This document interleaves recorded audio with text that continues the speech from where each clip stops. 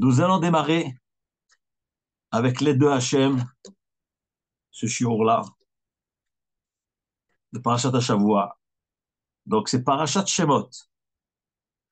Nous sommes le mardi 14 Tevet, 5785, 14 janvier 2025.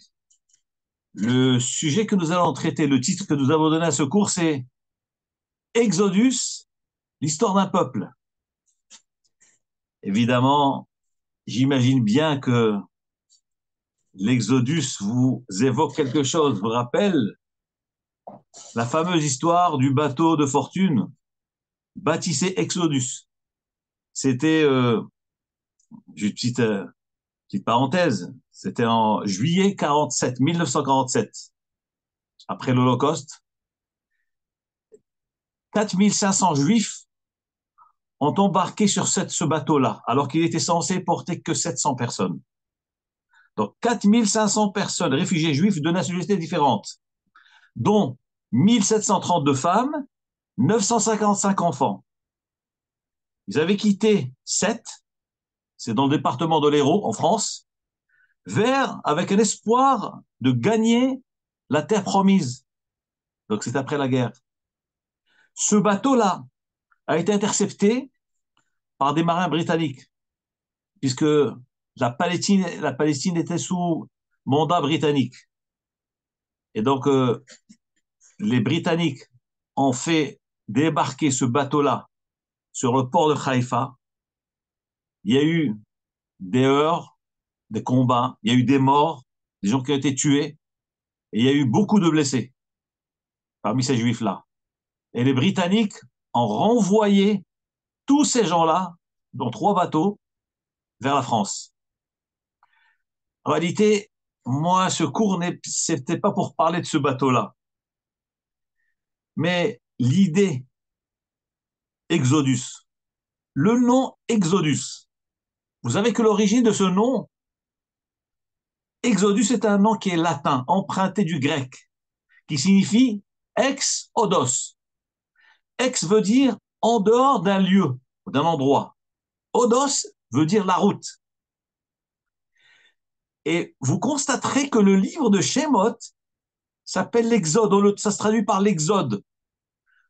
Que veut dire l'Exode? C'est le peuple juif qui a été exilé et qui est sur la route, sur les routes pour pouvoir rejoindre la Terre Sainte. Et c'est de cela nous parle, de quoi parle le Sefer de Shemot. C'est pour ça que j'ai parlé d'Exodus. Et qui c'est ce peuple dont on parle? Eh bien, c'est Am Israël. L'histoire d'un peuple. Ça va démarrer, cet exil va démarrer dans cette paracha-là. Regardez ce que la Torah nous dit. Ve'ele Shemot Bnei Israël. Voici les noms des enfants d'Israël. Haba'im Mitzrayma, qui sont arrivés en Égypte. Et Yaakov avec Yaakov Avinu. Ish Beto Ba'u, chacun accompagné de sa famille. Ça, l'exil va démarrer. Et là, il faudrait comprendre, mais pourquoi l'exil? Pourquoi Am Israël doit être exilé? Exil en dehors de chez soi, sur les routes. Pourquoi c'est ainsi? Pourquoi notre peuple doit errer? Pourquoi aller en Égypte? Pourquoi 400 ans? Il y a tellement de questions. Mais vous savez que pour comprendre cela, bon, on va pas tout expliquer, mais on va essayer de toucher un petit peu ce que nos Chachamim nous disent à ce sujet-là. Lorsque vous prenez le livre de Bereshit, dans le passage, le chapitre 13, verset 16, dit la Torah, Hakadosh Baruch Hu dit Avram Avinu, Ki et kol haaretz asher ata ro'eh lecha et enena. Tu vois cette terre-là, cette terre que tu vois, à toi je la donnerai.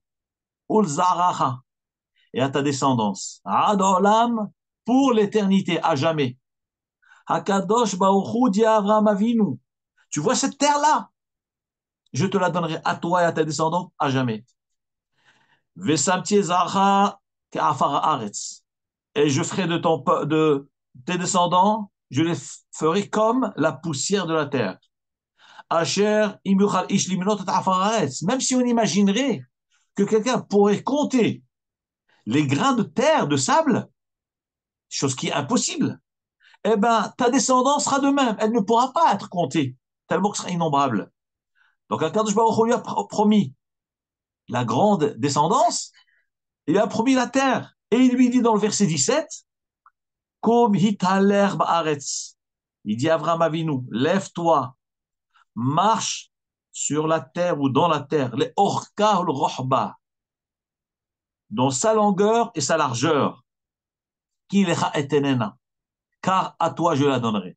C'est quoi cette notion de longueur et largeur? Parce que Akadosh Baruch Hu a voulu que par les pas qu'Avraham Avinu allait faire sur cette terre, il allait la conquérir. Et Avraham Avinu a marché. Lorsque nous tournons quelques pages, le chapitre 15 du livre de Bereshit, c'est la paracha de l'Alecha, dans le verset 7, regardez ce que dit le Passouk. Vayomer Elav, Hakadosh Baruch Hu revient. Il se révèle encore à Avraham Avinu et lui dit, Ani Adonai, c'est moi Dieu, Asher hotzeticha me Ur Kasdim, qui t'a fait sortir de Ur Kasdim. C'est quoi Ur Kasdim? C'est là, Ur veut dire le feu. C'est là où Avraham Avinu a été jeté dans cet endroit-là, cette ville, cette région-là, qui était dominée par Nimrod. Avraham Avinu a été jeté dans le feu. C'est ça, Ur Kasdim. Et Hachem lui dit, c'est moi, Hachem, qui t'a sauvé du feu de Nimrod lorsqu'il t'a jeté dans le feu. Et je t'ai sorti, je t'ai sauvé de là-bas. La tête lecha et haaretzazot. Tout ça pourquoi? Pour te donner cette terre-là, l'Erishta, afin que tu puisses l'hériter. Donc, vous avez vu à combien de fois Hakadosh Baruch Hu a promis à Abraham Avinu la terre. Je te la donnerai. Elle est pour toi, pour tes descendants. Je vais te sauver de Ur Kasdim. Marche sur cette terre, dans la longueur, dans la largeur qu'elle sera pour toi, pour tes descendants.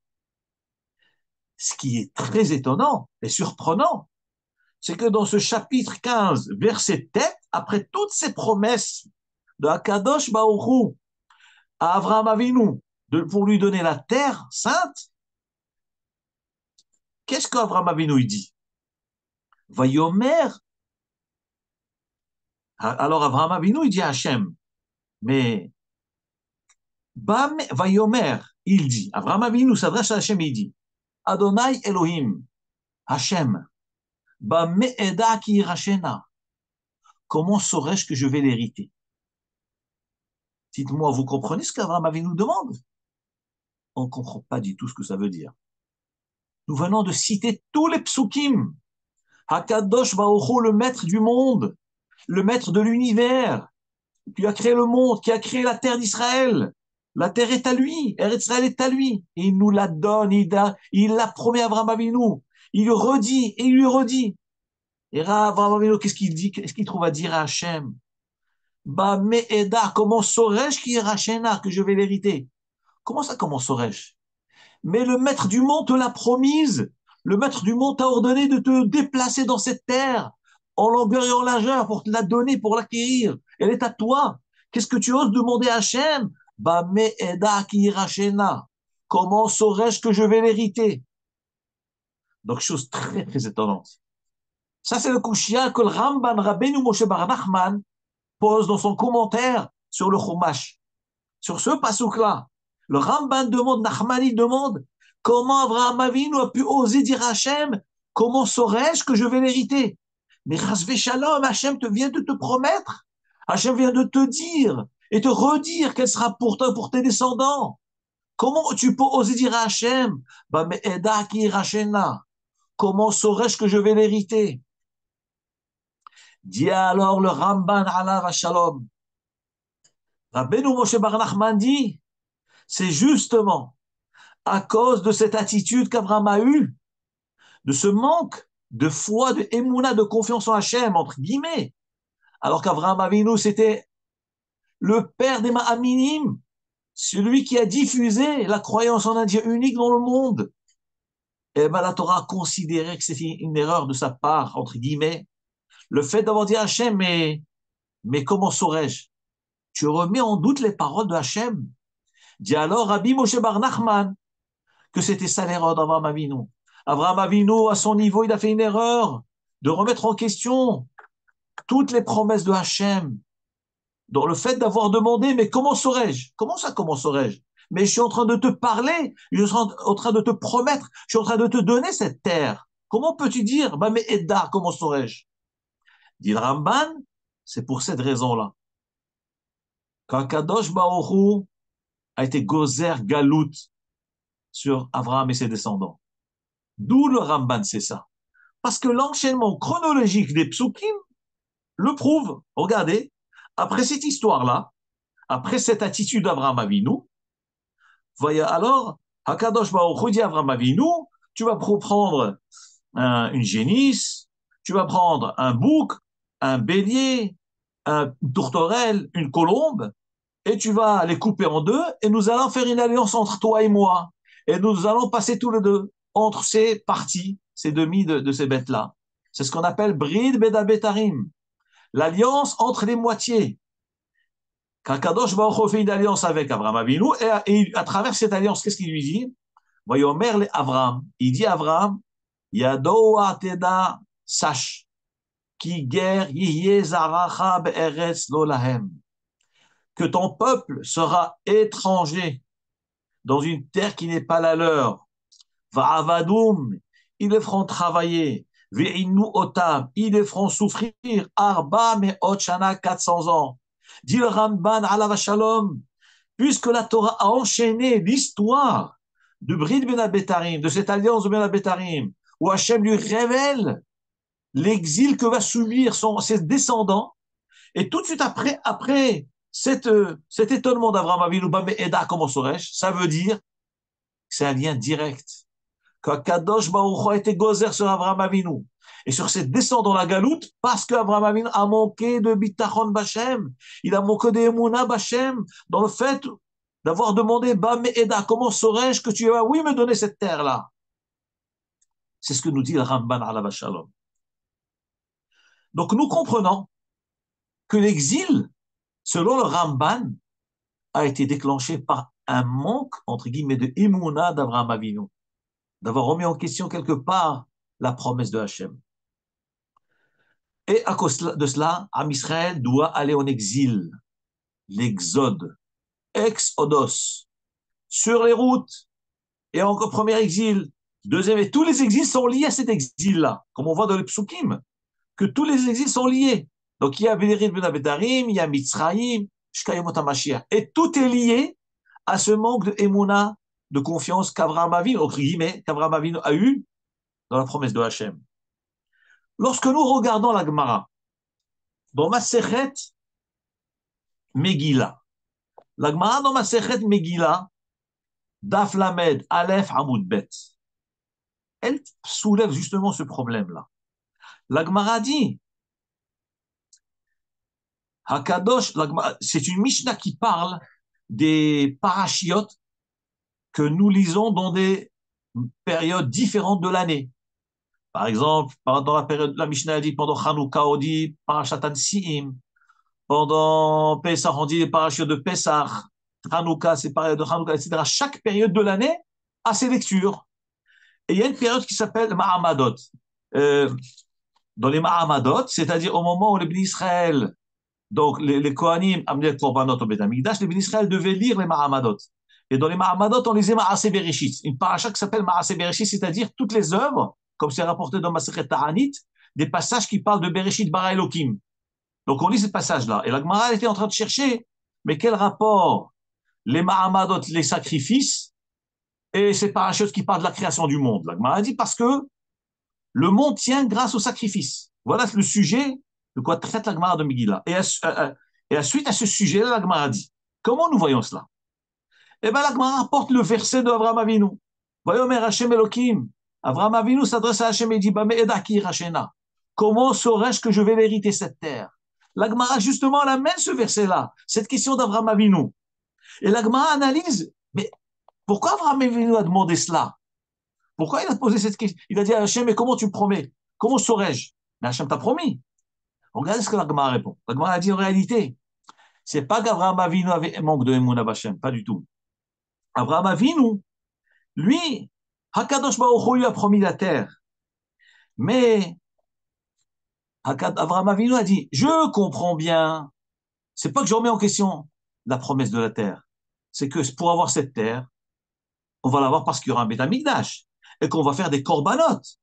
Alors Abraham Avinu dit à Hachem, tant qu'il y a Beth Amikdash et que nous pouvons faire les sacrifices, le service divin du temple, je comprends que par ce mérite des corbanotes, on aura la terre. Mais lorsqu'il n'y aura pas le Beth Amikdash, lorsqu'il n'y aura pas le Beth Amikdash, par quel mérite, qui va me garantir qu'on aura cette terre? Peut-être on sera expulsé de cette terre, on n'aura plus mérite d'habiter sur cette terre-là.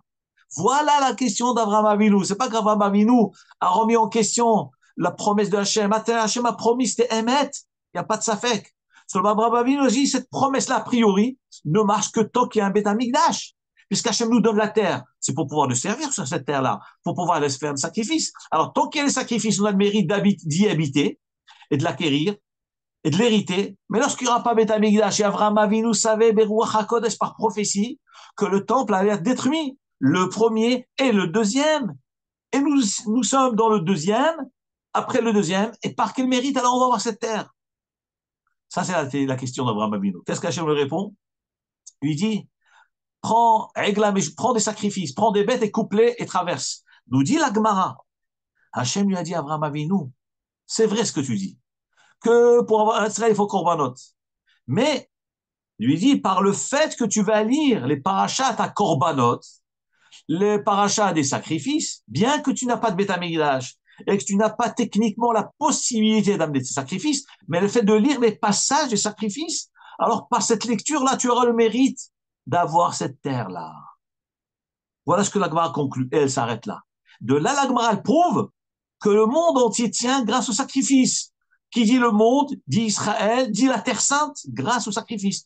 Et quand on n'a pas de sacrifice, c'est la korbanot. C'est pour ça que les Chachamim ont institué la lecture des sacrifices avant Baruch She'amar. Tous les jours, nous lisons les korbanot, parachat à korbanot, parce que bisrout les korbanot, nous avons Eretz Israël. Bien que nous n'avons pas le korban techniquement, on n'a pas les bêtes, on n'a pas le sacrifice, on n'a pas un Kohen qui puisse faire la avoda, mais la lecture remplace le sacrifice. Voilà le dialogue que rapporte la Gemara. Et apparemment, d'après cette Gemara-là, Abraham Avinu, c'était légitime ce qu'il avait demandé. Et Hachem lui a bien répondu. Et Hachem lui a dit, ben voilà, tu demandes comment tu parles le mérite, quand tu n'auras pas Beth Amikdash, ça sera par la lecture des korbanot.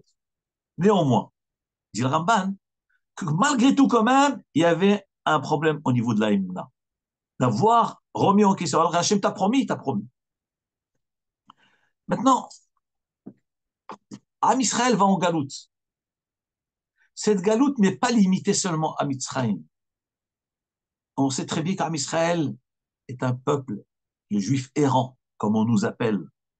Première galoute, deuxième galoute, troisième, nous sommes dans la quatrième galoute, qui dure et qui dure. Le Rahaim HaKadosh dit que Kadosh Baruch Hu a décrété la galoute. Mais il faut savoir, une fois on avait dit dans un shiur que c'est vrai que cette galoute, c'est quelque part une punition selon le Ramban pour ce manque de Emouna, mais en réalité, il faut savoir que derrière ça, il y a un programme divin. Quel est le programme divin? Nous dit le Raim HaKadosh, qu'en Mitzrayim se trouvent des niktsotsot de Gdusha. Depuis la faute d'Adam Arishon, des âmes ont été captivées, capturées entre la main du Koach HaTum'a, comme nos otages actuels, que Bezrat Hashem va faire en sorte qu'ils soient libérés. C'est de la Kdusha entre les mains de la Tum'a, des Neshamot Kdoshot entre les mains du Koach HaTum'a, de la Sirdrahra. Eh bien, il faut savoir, ce même scénario, le scénario que nous vivons maintenant, c'est l'image de ce que nos ancêtres ont vécu. C'est l'image de ce que Adam Arishon a déclenché par le het d'avoir désobéi à l'ordre de Hachem, de ne pas, d'avoir consommé le fruit interdit. Nous disait Chachamim, comme c'est rapporté dans Shla Kadosh, on a des Koubalim, que par le fait qu'Adam Arishon a désobéi à l'ordre de Hachem, il a consommé l'arbre, le fruit de l'arbre interdit, qu'Hachem lui a interdit. Alors, il a mélangé, il a créé un mélange entre le bien et le mal. Et c'est ce qu'on appelle dans le terme de la Kabbalah, Naflo nitzotzot benaklipot. Les étincelles de sainteté sont tombées parmi les déchets et les détritus, c'est-à-dire dans la force de la Touma. Et ces nitzotzot-là se trouvent en Mitzrayim. Elles se trouvent en Mitzrayim particulièrement. Et on avait dit une fois dans un cours, Alpi Kabbalah, pourquoi Mitzrayim? Parce que l'Égypte, l'hiéroglyphe de l'Égypte, c'est le serpent. Et Paro s'appelle Hatanin Agadol, Shochan Betochi Orav. Il est comparé au serpent. Et le serpent n'est rien d'autre que le serpent originel qui est venu inciter Chava. Donc, en fin de compte, le serpent avait comme but, il voulait prendre, captiver les Nitzotzot de Kdusha. Adam Arishon a été incité par sa femme. La femme d'Adam Chava a été incitée par le Nachash, par le serpent. Lorsque Adam Arishon a consommé le fruit interdit, eh ben, la Kdusha est tombée en captivité entre les mains de la Touma. Et cette image, elle revient, ce scénario revient constamment dans les galoutes, comme nous vivons actuellement, au jour d'aujourd'hui. C'est Nitzotzot, c'est les Neshamot du Ham Israël, ces pauvres otages entre les mains des Tmeim, de ces Rechaim-là. Et Akadosh Baruch Hu a été gozer, Arba Meot Shana de galoute, 400 ans de galoute en Mitzrayim. Pourquoi faire? Pour récupérer toutes ces nitzotzot de Kedusha, toutes ces étincelles de Kedusha. Les bénis Israël vont là-bas, ils vont passer 400 ans, ils vont souffrir. Et par ces souffrances, par ces efforts, par ces labeurs, ils vont récupérer ces neshamot, ils vont libérer ces otages-là. Il dit le Rahaim Akadosh. Alors, il dit par conséquent, là où se trouve le juif, c'est qu'il y a un tikkun à faire. Là où se trouve le juif, il y a un tikkun, il y a une réparation. C'est quoi la réparation? C'est de pouvoir libérer les nitzotzot de Gdusha qui se trouvent dans cet endroit-là. Alors, dit le Rahem Agadosh, si c'est ainsi, pourquoi les juifs sont partout dans le monde? Donc c'est pour réparer, mais je comprends pas. Mais on vient de dire que toutes ces nitzotzot de Gdusha, que Adam Arishon a fait tomber dans la Touma, elles ont été kidnappées par qui? Capturées par le Nachash. Le Nachash, c'est l'Égypte, donc ça doit être qu'en Égypte. Donc comment ça se fait qu'il y a des juifs partout? Il répond le Rahem Akadosh, qu'en réalité, essentiellement, c'est l'Égypte. Mais les Nitzotzot du Ham Israël se trouvent partout dans le monde. Mais la concentration de Nitzotzot se trouve, de ces étincelles d'âme, de Kdusha se trouve en Mitzrayim. C'est pour ça que c'est là-bas où Ham Israël a passé 400 ans, tout le peuple entier. Mais les Nitzotzot se trouvent partout. D'où la nécessité de l'exil du peuple juif de part du monde. Partout il y a des bénis Israël, c'est que partout il y a un tikkun à faire, partout il y a des réparations à faire, par notre filote, par les brachot, là où on se trouve, on sauve des nitzotzot, on les élève. Chaque bracha que je fais, j'élève les nitzotzot. Chaque fila que je fais, j'élève les nitzotzot et je leur fais rejoindre leur shoresh, la racine, qui est dans ce qu'on appelle Ilana Elion, l'arbre céleste. Et c'est ça, toute la notion de la galoute, de la diaspora et de l'exil. C'est pour d'abord réparer. C'est vrai qu'il y a ce que le Ramban dit, c'est Hoser Emouna d'Avraham Avinu, entre guillemets. Donc il y a Onesh, mais il y a un programme derrière tout cela qui est réparer et récupérer les Nitzotzot. Lorsqu'on reprend la paracha, le pasuk nous dit Vayamot, donc les Israël sont partis en Misraïm, les Shvatim avec Yaakov Avinu. La Torah nous dit Vayamot Yosef, Yosef est décédé, Vechol Echav, et tous ses frères, Vechol Adoraou, et toute cette génération-là. Donc Yosef et ses frères sont décédés. Dans la paracha de la semaine dernière de Vaïchi, on a parlé du décès du patriarche, Yaakov, alav shalom. Là maintenant, on nous parle du décès de Yosef et de ses frères. Nos Chachamim, dans le Midrash Rabbah, chapitre 1, passage Zayin, pose la question suivante. La chronologie du pasuk. Vayamot Yosef vechol Echav. Yosef est décédé ainsi que ses frères. Mais selon l'âge, ça devait être le contraire. Yosef, c'est un des plus jeunes. Yosef, c'est l'avant-dernier avant Binyamin. Donc avant Yosef, il y a encore 10 Shvatim. Et a priori, si la Torah emploie le terme Vayamot Yosef, Yosef est mort, c'est qu'a priori, Yosef est mort en premier. Comment ça se fait que Yosef est mort en premier. Comment ça se fait? Mais il était plus jeune que les autres. Regardez ce que nous dit le Midrash. Le Midrash donne deux réponses. Pourquoi Yosef est niftar avant ses frères? Dit la Gemara dans Masechet Brachot, Daf Nun He Amud Aleph, page 55, côté A. Pour Amar Rabbi Hamma Bar Hanina. Rabbi Hamma Bar Hanina dit, Mipnema met Yosef Kodem Lechav. Pourquoi Yosef est décédé avant ses frères? Il était plus jeune qu'eux.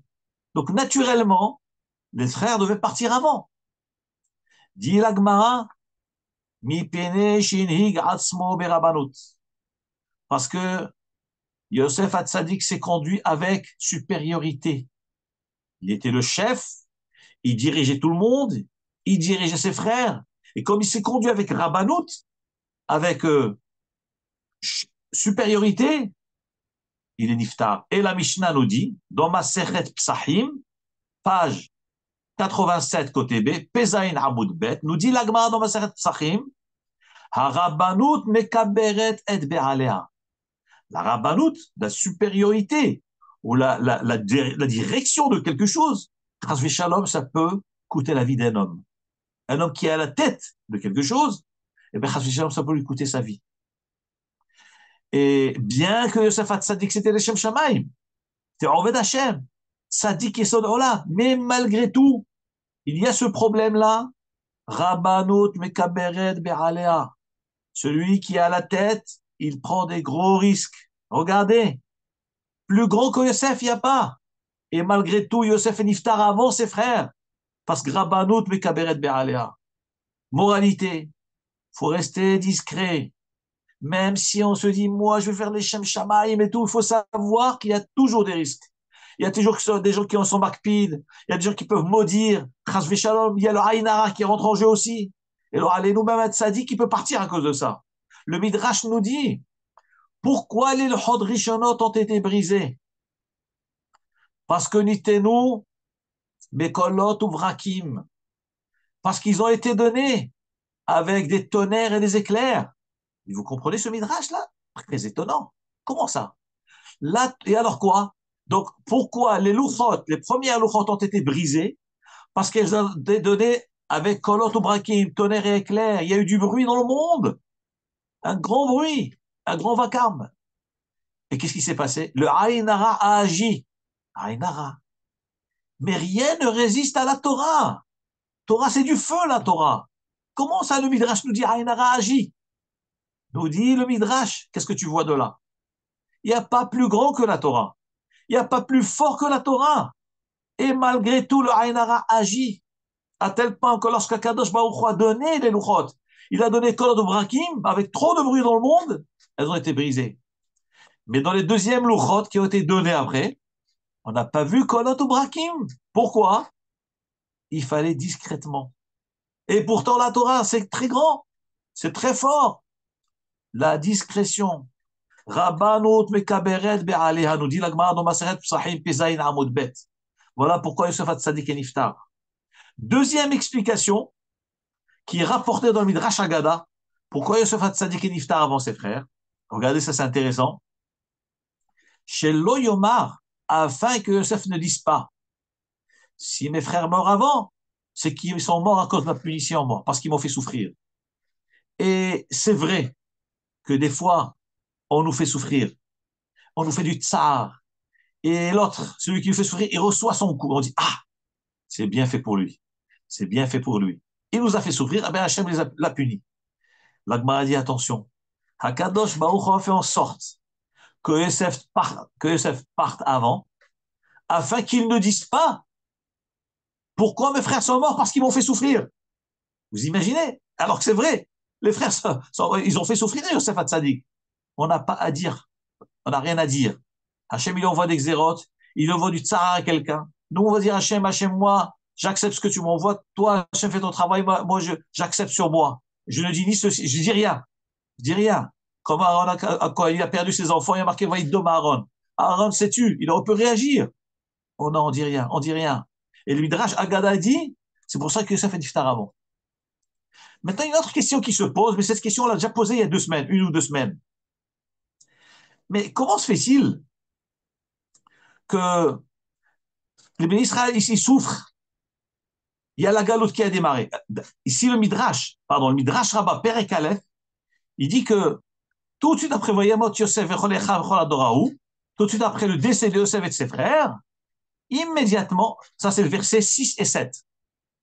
Dans le verset 8, nous dit la Torah, Vayakom Melech Hadash al Mitzrayim. Un roi nouveau s'est levé contre Mitzrayim.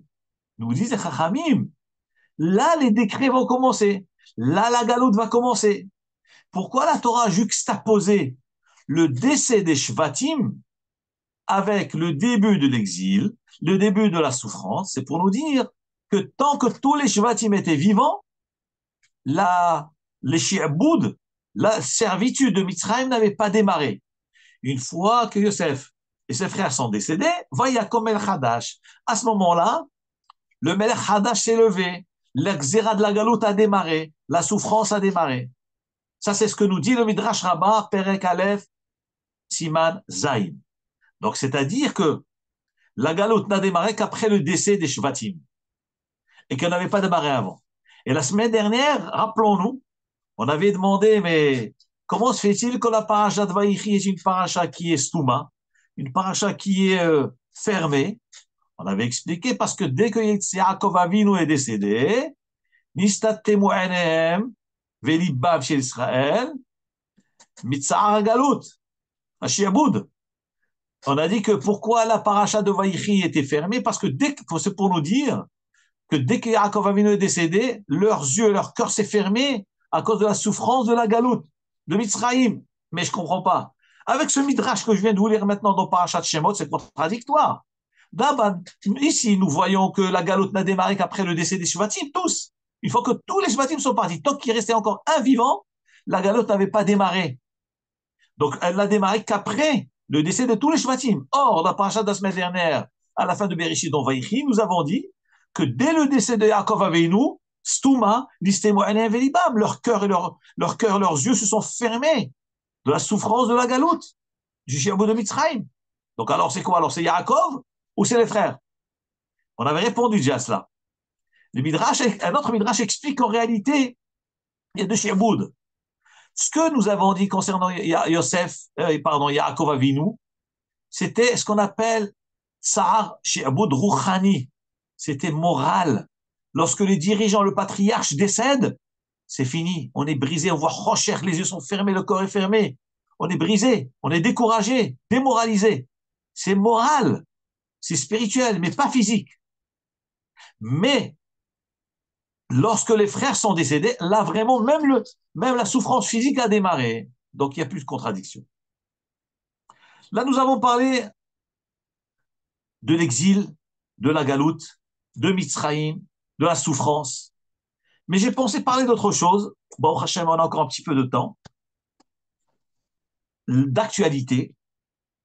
Aujourd'hui, c'est un jour où il y a un événement, très grand événement, il y a plus de 866 ans. J'espère qu'on va dire ce qu'on pourra. En l'an 1159, vous calculez, ça fait 866 ans. Et selon la date hébraïque, c'est en l'an 4919. Le 14 Tevet, aujourd'hui, nous sommes 14 Tevet. Il y a eu un événement en Angleterre, il y a 866 ans. Il y a un Rav Rishon qui s'appelle Rabbi Abraham Ibn Ezra. Le Ibn Ezra, qui était un grand Chacham, un grand Rishon, qui a fait un grand commentaire sur la Torah, sur le Chumash, lui se trouvait en Angleterre et il a dit, voilà, je vais vous raconter l'histoire qui m'est arrivée ce jour-là. Donc c'était Chatzot Laila, je vous annonce la couleur de quoi il s'agit, c'est Igeret HaShabbat, la lettre du Shabbat. Qu'est-ce que c'est cette fameuse lettre? Il raconte, moi, Rabbi Abraham Ibn Ezra, le Sfaradi, l'espagnol, c'était Chatzot Laila, le milieu de la nuit, l'El Shabbat 14 du mois de Tevet. J'étais dans la ville lointaine, l'extrémité de la terre qui est l'Angleterre, Anglatera. Ketzea Aretz, traduction de Ketzea Aretz, c'est l'angle de la terre, c'est l'Angleterre. Et il dit, et je dormais. Donc c'était le Shabbat, Chatzot Laila, et mon sommeil était agréable. Et je vois dans mon rêve un homme debout devant moi qui avait un aspect d'homme, Gibor. Donc c'est ce que Ibn Ezra a vu donc ce Shabbat-là. Et cet homme-là tenait dans sa main une lettre. Il me dit, prends cette lettre-là dans ta main, que le Shabbat t'a envoyée. Donc vous entendez, cette histoire-là est arrivée comme aujourd'hui, Chatzot Laila, mais c'était le Shabbat.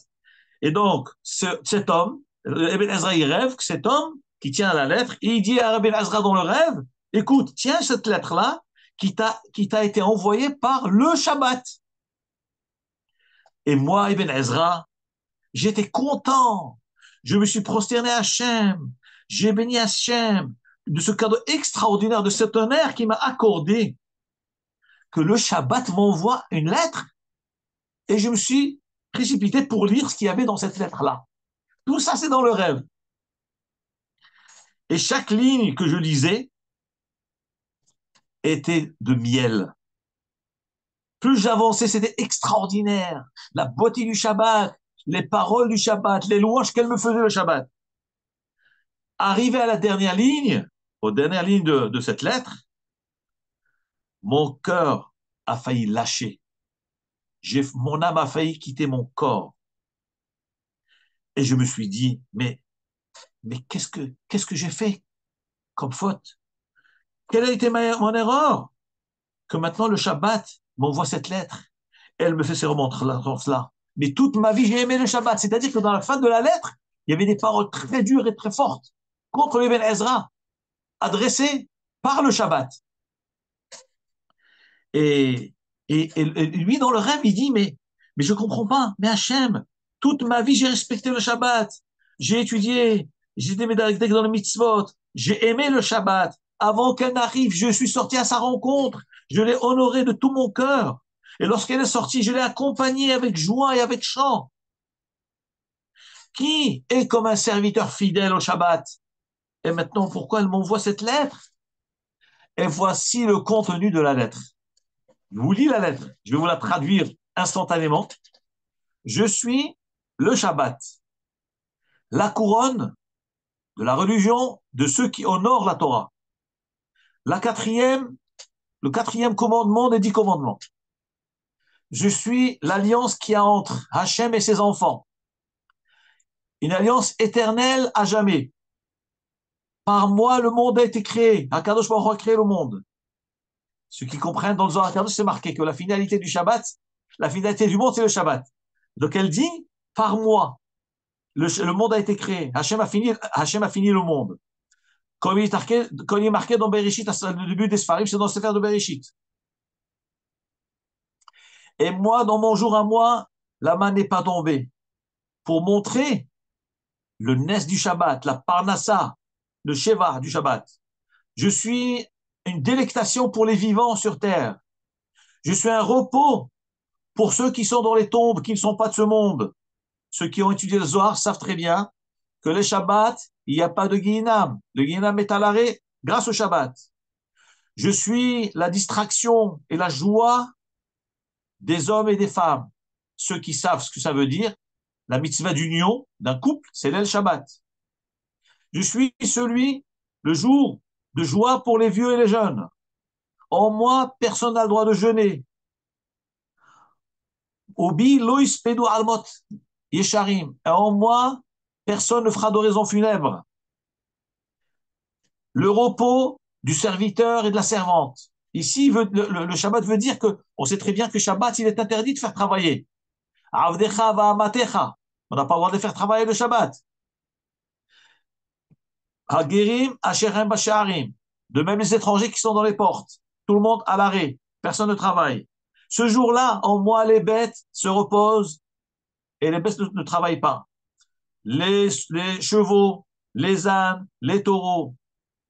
Vechol maskin be'eno mikadesh. Et celui qui s'agit, il fera le kiddush en moi ce jour-là. Et en moi, la fin de ma journée, il fera la havdalah. Ce jour-là, toute la semaine, regardez les mots de Shabbat, qu'elle dit au Ben Ezra. Oh, le jour du Shabbat, de toute la semaine, la porte de la compréhension est ouverte. Et en moi, le jour du Shabbat s'ouvre sans porte. Mais à Sheharim, le jour du Shabbat, et nous savons très bien que le Shabbat, c'est le jour où la Chokhmah elle déborde, où tout le Sheva est ouvert, parce qu'il n'y a pas de dîme dans le monde, on peut acquérir beaucoup. Comme ça, il dit, Ben Ezra, toute la semaine, Yasha arrêtez, vous n'allez pas de la compréhension, mais moi, le jour de mon jour qui est le Shabbat, eh ben, il y a 100 fois, 100 Sheharim ouverts. Il faut honorer, on honore sur les routes. On n'a pas le droit de courir le Shabbat. On n'a pas le droit de parler du commerce le Shabbat. Je t'ai gardé pendant plusieurs jours. Garde-moi, mais Ode, beaucoup, depuis la jeunesse. Et il lui dit, là commence la remontrance du Shabbat, au Ben Ezra. Dans ta vieillesse est arrivée une erreur grave. Que maintenant, dans ta maison, se trouvent des livres dans lesquels il est écrit qu'il faut transgresser le Shabbat. Et comment tu ne réagis pas? Et tu ne réagis pas que dans les livres que tu as dans ta maison, que tes élèves t'ont amené, il est écrit que oui, il faut transgresser le Shabbat, et tu n'as pas réagi pour cela.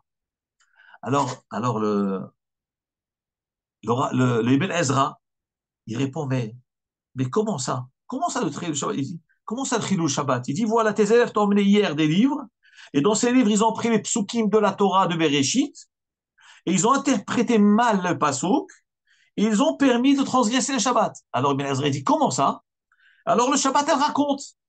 Il y a un pasouk où c'est marqué, Voyez Boker, Yom Sheni, le premier jour de la création. Alors nous, comment on interprète la traduction, le sens habituel?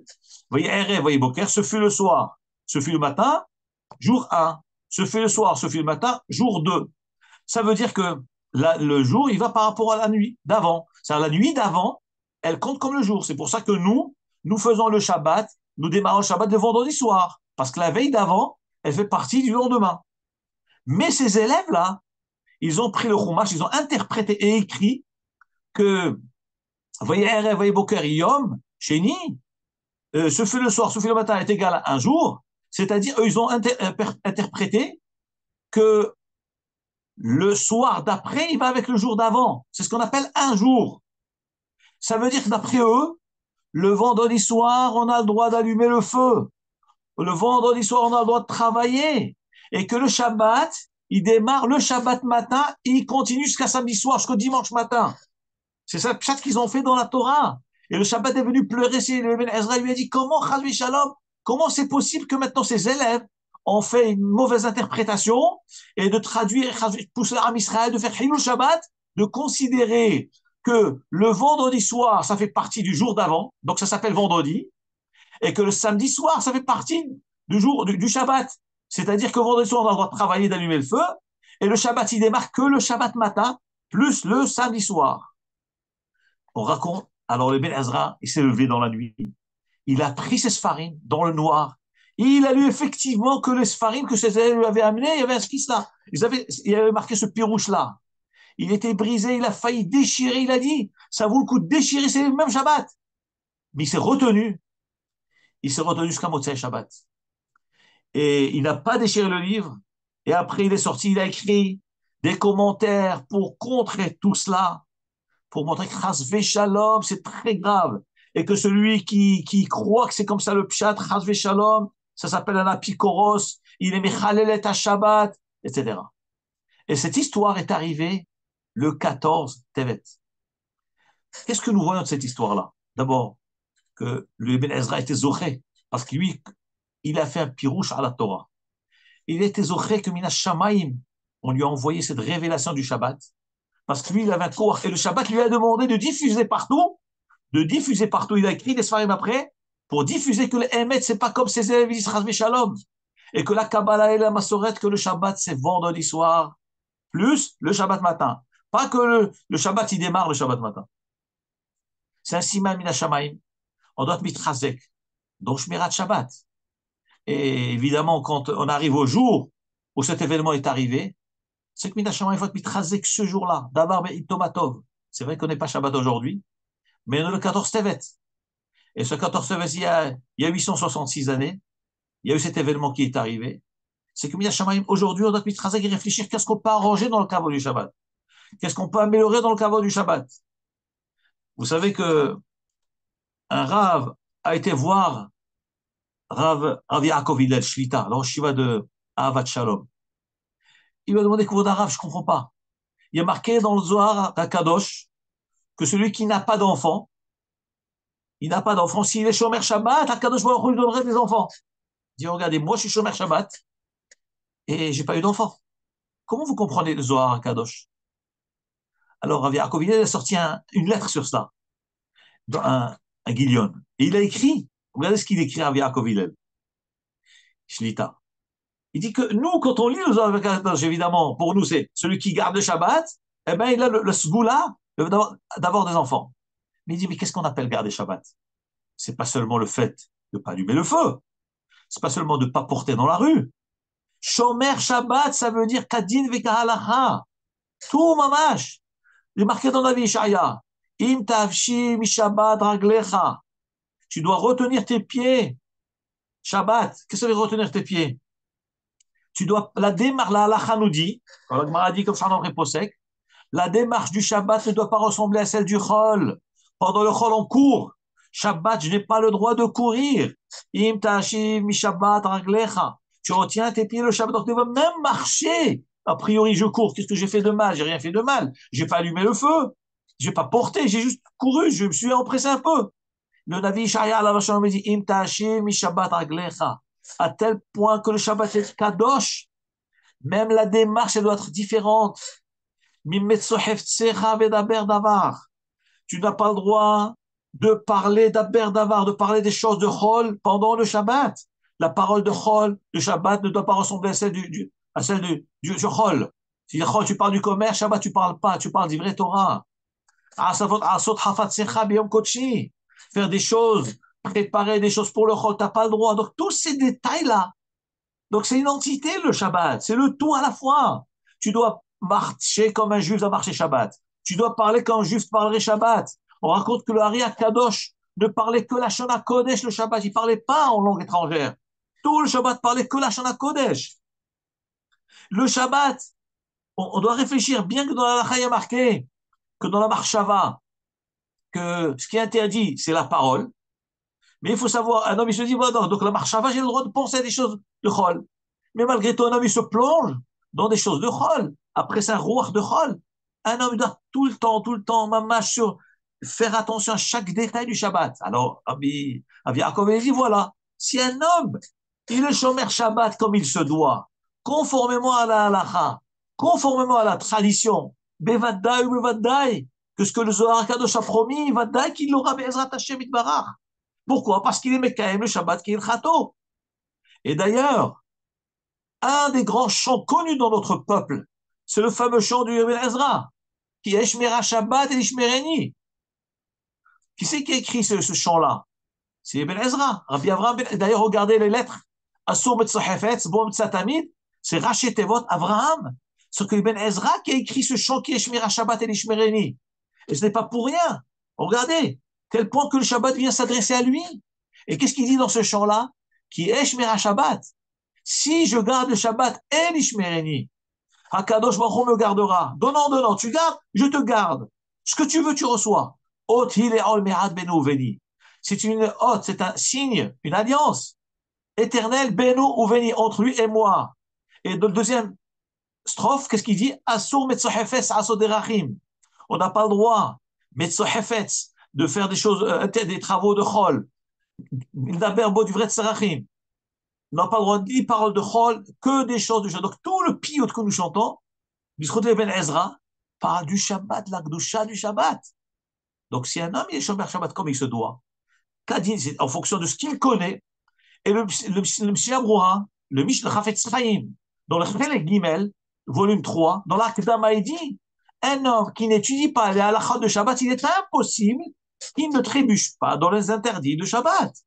Pour pouvoir connaître, pouvoir garder le Shabbat, il faut étudier les halachot. Si un homme n'étudie pas les halachot, c'est impossible de pouvoir garder Shabbat. Il y a tellement de détails, tellement de choses, tellement de mouktsé tellement d'halachot. On doit étudier les halachot de Shabbat. Shachem ezake otanu, d'itchazek, de se renforcer dans le Shmirat Shabbat, qui est Béhémet, le but de la création. Hakadosh Baruch Hu, il a créé le monde pour qu'on puisse garder le Shabbat. C'est ce que la lettre elle dit. Tout le monde entier. Et d'ailleurs, dans les Chadodi, qu'a institué Rabbi Shlomo Alkabetz, qu'est-ce qu'il dit? Il dit que, sauf Ma'aseh, Machashava Techila, sauf Ma'aseh, la fin de l'acte, mais Machashava Techila, c'était dans la pensée au départ. Qu'est-ce que ça veut dire? C'est quoi la finalité des 7 jours de la création? C'est le Shabbat. Ça s'appelle sauf Ma'aseh. Le Shabbat. Il dit Rabbi Shlomo Alkabetz dans les Chadodi, sauf Ma'aseh. La fin de la création qui est le Shabbat, ça a dévancé la création, l'œuvre de la création. C'est-à-dire que le Shabbat, Hashem avait en tête déjà le Shabbat avant de créer le monde. C'est-à-dire que pour pouvoir donner naissance au Shabbat, Hashem, il a fait un système où il y a 6 jours de travail pour arriver à la finalité qui s'appelle le Shabbat. Donc en fin de compte, le Shabbat, c'est la finalité de la création, puisque le Shabbat a existé avant les 6 jours de la création. Elle a dévancé le tout. Et dans la marche Shabbat de Hachem, il y avait le Shabbat avant. Donc la finalité du monde, c'est le Shabbat.